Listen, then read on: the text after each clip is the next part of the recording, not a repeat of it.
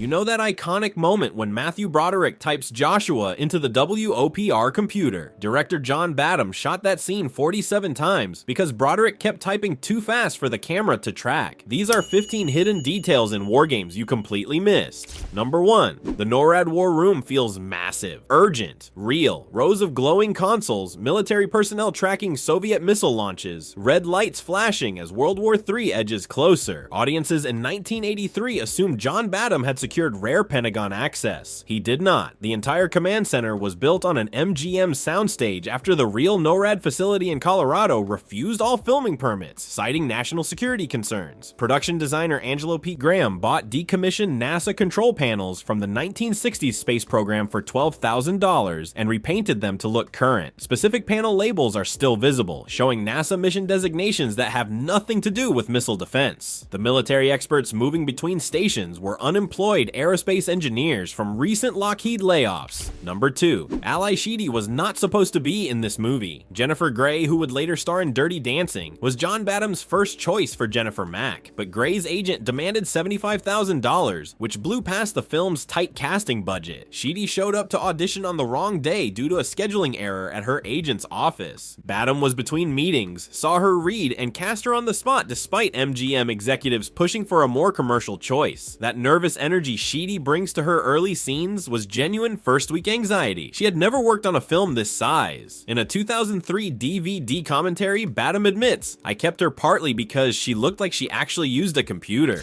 Number 3. Those modem connection sounds, the chirping, squealing handshake between David's IMSA, iComputer, and the WOPR, are completely fake. No actual modem in 1983 could connect that fast. Sound designer Ben Burtt, famous for creating R2-D2's voice and lightsaber sounds for Star Wars, invented the tones from scratch using analog synthesizers. The Hayes modem visible in the prop was real hardware, but it was not plugged into anything functional. Technical consultants from Stanford and MIT protested the inaccuracy during pre-production meetings, warning that real freaking took minutes of trial and error, not seconds of cinematic beeping. MGM executives overruled them with a memo that reportedly read, "Audiences won't know the difference, and we can't wait 3 minutes for a modem to connect." Number 4. Dabney Coleman's Dr. McKitrich was not written as a villain. The original script by Lawrence Lasker and Walter F. Parks portrayed him as a sympathetic scientist frustrated by military bureaucracy. Coleman read the script during pre-production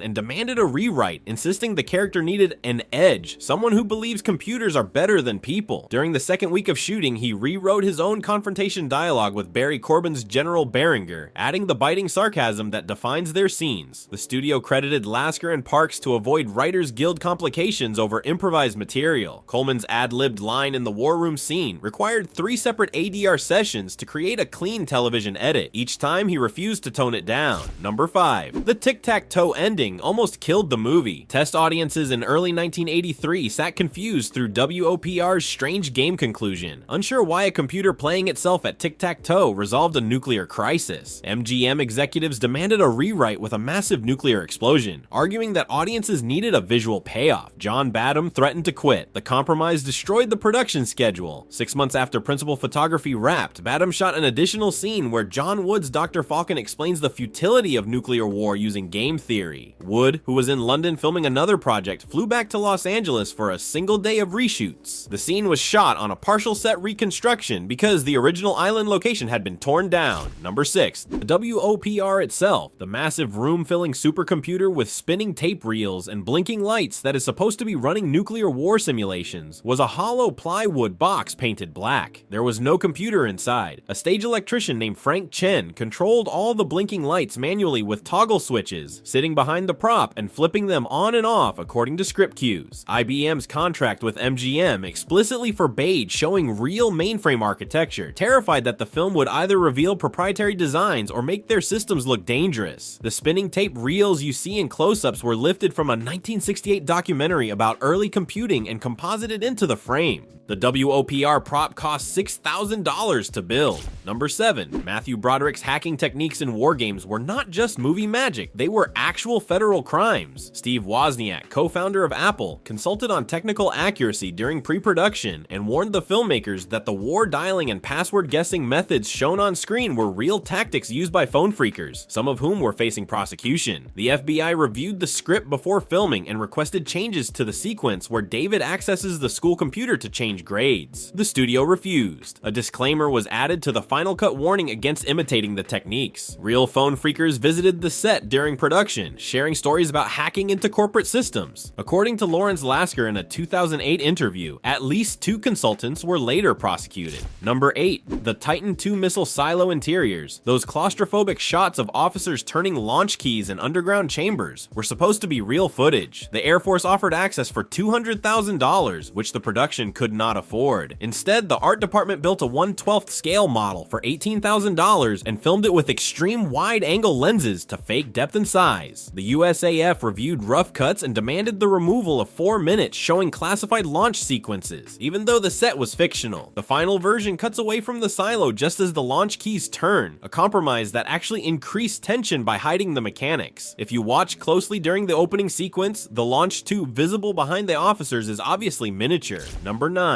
Barry Corbin's General Beringer scenes were shot during the same week President Ronald Reagan gave his Strategic Defense Initiative speech in March 1983, which created bizarre tension on set. Corbin, a method actor, insisted on wearing real Air Force insignia to feel the rank. The costume department refused, citing military regulations about unauthorized use of official uniforms. Corbin allegedly stole an actual colonel's uniform from the film's Air Force consultant at Edwards Air Force Base and wore it during a key war room scene. The Air Force threatened legal action. The uniform was returned with coffee stains, though it was never confirmed whether it was the same one. In a 1990 interview, Corbin laughed off the incident, saying, "They wanted authenticity, I gave them authenticity." Number 10. Dr. Falcon's isolated island home, where David and Jennifer find the reclusive scientist, is supposed to be off the coast of Seattle. It is actually Lake Peru in California, 90 miles north of MGM Studios. The art department built the wooden dock in 6 days, using lumber from a demolished Hollywood set. John Wood was visibly seasick during every boat scene. The lake's chop was worse than expected. That serene, philosophical calm Wood brings to Falcon's character is him fighting nausea and trying not to vomit between takes. John Badham kept the queasiest takes because Wood's stillness read as world weariness. If you watch the wide shots of the island in HD, California's mountains are visible in the background, a continuity error nobody caught until home video releases. Number 11. DEFCON escalation sequence that drives the film's tension was completely invented. The Pentagon refused to confirm actual DEFCON protocols, which remain classified. Lawrence Lasker and Walter F. Parks based their version on declassified 1960s civil defense manuals and educated guesses about Cold War alert systems. 2 military consultants walked off the production, concerned that even fictionalized depictions could breach national security. The final script was reviewed twice by Department of Defense liaisons, who requested changes but never confirmed whether the film's DEFCON sequence was accurate. In a 2013 interview, Lasker admitted, "We made it up and hoped it felt real." The real DEFCON system's actual escalation triggers were, and still are, classified. WarGames convinced a generation of viewers they had seen real protocol. They had not. Number 12. "Shall we play a game?" is the most quoted line in WarGames. It was a mistake. The original script read, "Do you want to play a game?"